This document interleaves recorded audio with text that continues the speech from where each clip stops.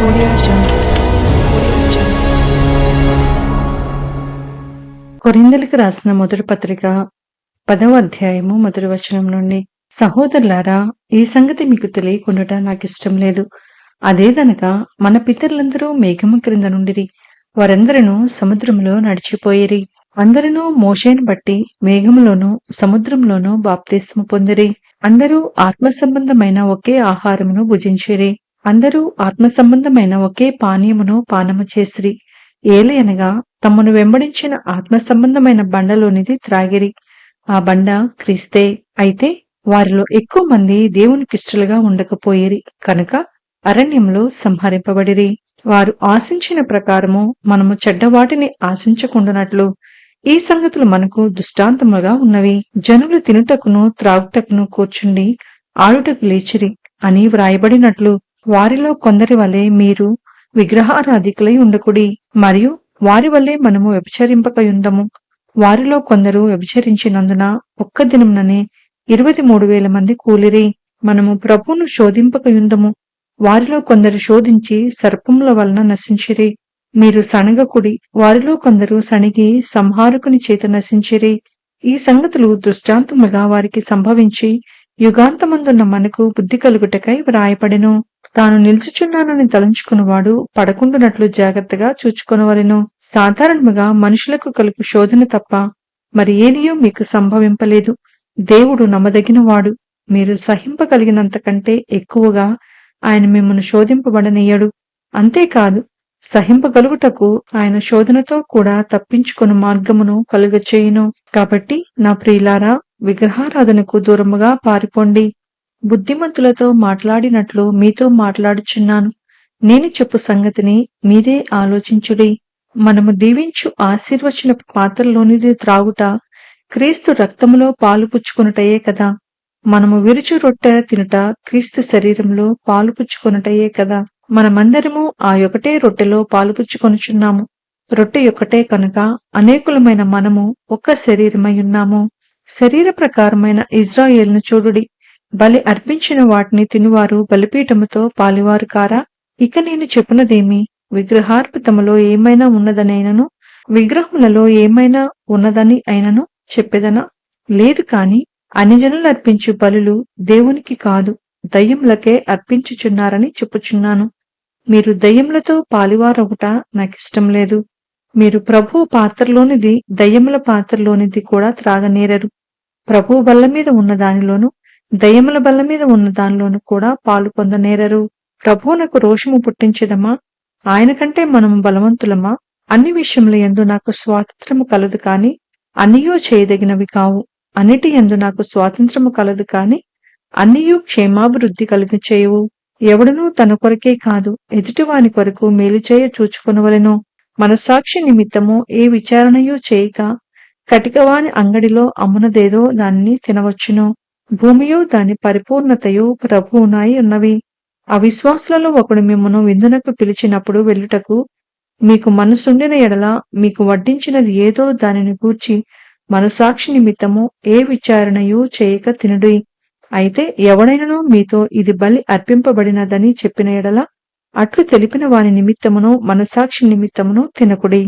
మనస్సాక్షి నిమిత్తముగా నీ సొంత మనస్సాక్షి నిమిత్తము కాదు, ఎదుటివాని మనస్సాక్షి నిమిత్తమే ఇలాగు చెప్పుచున్నాను. ఎందుకనగా వేరొకని మనస్సాక్షిని బట్టి నా స్వాతంత్ర విషయంలో తీర్పు తీర్చబడనేలా.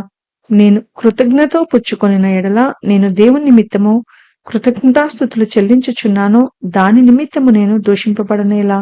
కాబట్టి మీరు భోజనము చేసినను పానము చేసినను మీరేమి చేసినను సమస్తమును దేవుని మహిమ కొరకు చేయుడి. యూదులకైనను గ్రీసు దేశస్థులకైనను దేవుని సంఘమునకైనను అభ్యంతరం కలుగు చేయకుడి. ఈలాగు నేను కూడా స్వప్రయోజనమును కోరక అనేకులు రక్షింపబడవలెనని వారి ప్రయోజనమును కోరుచు అన్ని విషయములలో అందరినీ సంతోషపెట్టుచున్నాను. కొరింథీయులకు రాసిన మొదటి పత్రిక 11వ అధ్యాయము మొదటి వచనం నుండి, నేను క్రీస్తును పోలి నడుచుకొనుచున్న ప్రకారము మీరును నన్ను పోలి నడుచుకొనుడి. మీరు అన్ని విషయములలో నన్ను జ్ఞాపకము చేసుకొనుచు నేను మీకు అప్పగించిన కట్టడలను గైకొనుచున్నారని మిమ్మును మెచ్చుకొనుచున్నాను. ప్రతి పురుషునికి శిరస్సు క్రీస్తనియు, స్త్రీకి శిరస్సు పురుషుడనియు, క్రీస్తునకు శిరస్సు దేవుడనియు మీరు తెలుసుకొనవలనని కోరుచున్నాను. ఏ పురుషుడు తల మీద ముసుగు వేసుకొని ప్రార్థన చేయనో లేక ప్రవచించునో ఆ పురుషుడు తన తలను అవమానపరచును. ఏ స్త్రీ తల మీద ముసుగు వేసుకొనక ప్రార్థన చేయనో లేక ప్రవచించునో ఆ స్త్రీ తన తలను అవమానపరచును. ఏలయనగా అది ఆమెకు క్షౌరము చేయబడినట్టుగానే ఉండును. స్త్రీ ముసుగు వేసి కొనని ఎడల ఆమె తల వెంట్రుకలు కత్తిరించుకొనవలెను. కత్తిరించుకొనుటకైనను క్షౌరము చేయించుకొనుటకైనను స్త్రీకి అవమానమైతే ఆమె ముసుగు వేసుకొనవలెను. పురుషుడైతే దేవుని పోలికయు మహిమయు నయ్యున్నాడు కనుక తల మీద ముసుగు వేసుకొనకూడదు కాని స్త్రీ పురుషుని మహిమయే ఉన్నది. ఏలయనగా స్త్రీ పురుషుని నుండి కలిగినే కాని పురుషుడు స్త్రీ నుండి కలగలేదు. మరియు స్త్రీ పురుషుని కొరకే కాని పురుషుడు స్త్రీ కొరకు సృష్టింపబడలేదు. ఇందువలన దేవదూతలను బట్టి అధికార సూచన స్త్రీకి తల మీద ఉండవలెను. అయితే ప్రభువునందు స్త్రీకి వేరుగా పురుషునికి వేరుగా స్త్రీ లేదు. స్త్రీ పురుషుని నుండి ఎలాగూ కలిగెనో అలాగే పురుషుడు స్త్రీ మూలముగా కలిగెను. కాని సమస్తమైనది దేవుని మూలముగా కలిగియున్నది. మీలో మీరే యోచించుకొనుడి. స్త్రీ ముసుగులేనిదై దేవుని ప్రార్థించుట తగునా? పురుషుడు తల వెంట్రుకలు పెంచుకొనుట అతనికి అవమానమని స్వభావ సిద్ధముగా మీకు తోచును కదా. స్త్రీకి తల వెంట్రుకలు పైట చెంగుగా ఇవ్వబడిన కనుక ఆమె తల వెంట్రుకలు పెంచుకొనుట ఆమెకు ఘనము. ఎవడైనను కలహప్రియుడిగా కనపడిన ఎడల మాలోనైనను దేవుని సంఘంలోనైనను ఇట్టి ఆచారం లేదని వాడు తెలుసుకొనవలెను. మీకు ఈ ఆజ్ఞని ఇచ్చుచు మిమ్మను మెచ్చుకొనను. మీరు కూడి వచ్చుట ఎక్కువ కీడికే కాని ఎక్కువ మేలుకు కాదు. మొదటి సంగతి ఏమనగా మీరు సంఘమందు కూడి ఉన్నప్పుడు మీలో కక్షలు కలవని వించున్నాను. కొంత మట్టుకు ఇది నిజమని నమ్ముచున్నాను. మీలో యోగ్యులైన వారెవరో కనబడినట్లు మీలో భిన్నాభిప్రాయములుండక తప్పదు. మీరందరూ కూడి వచ్చుచుండగా మీరు ప్రభువు రాత్రి భోజనము చేయట సాధ్యము కాదు. ఏలయనగా మీరు ఆ భోజనము చేయనప్పుడు ఒకరికంటే ఒకడు ముందుగా తన మట్టుకు తాను భోజనము చేయుచున్నాడు.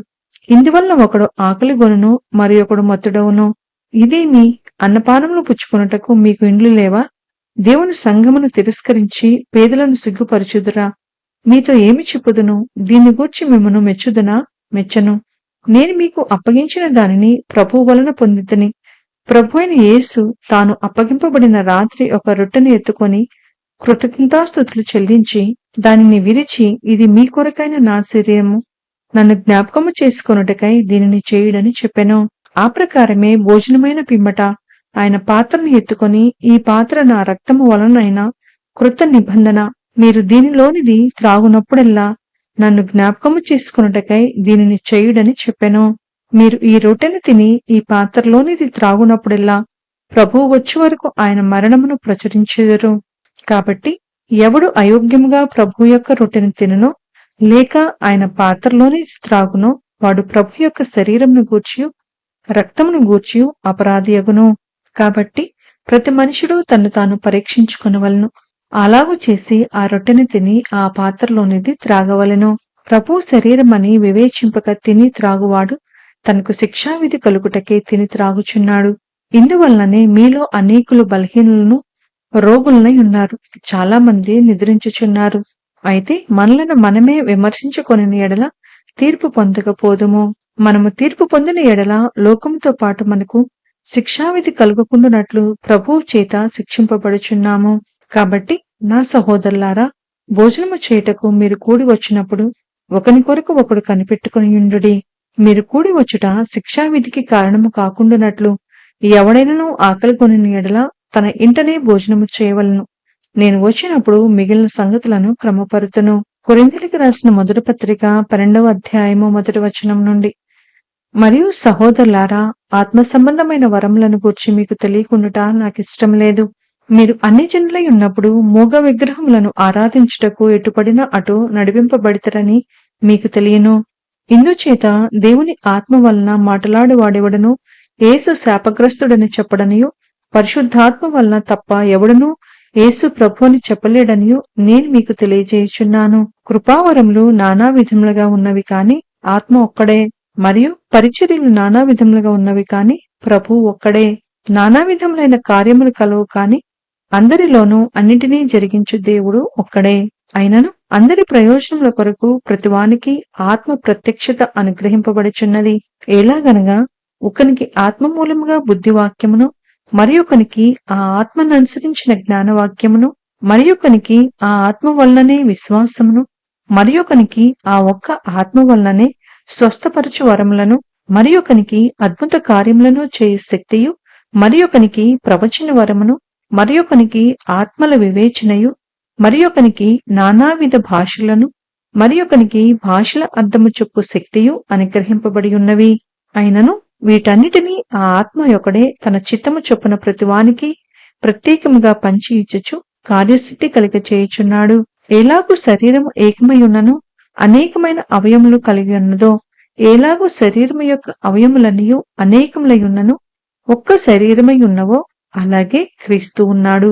ఎలాగనగా యూదులమైనను గ్రీసు దేశస్థులమైనను దాసులమైనను స్వతంత్రులమైనను మనమందరము ఒక్క శరీరంలోనికి ఒక్క ఆత్మ యందే బాప్తిస్ము పొందితిమి.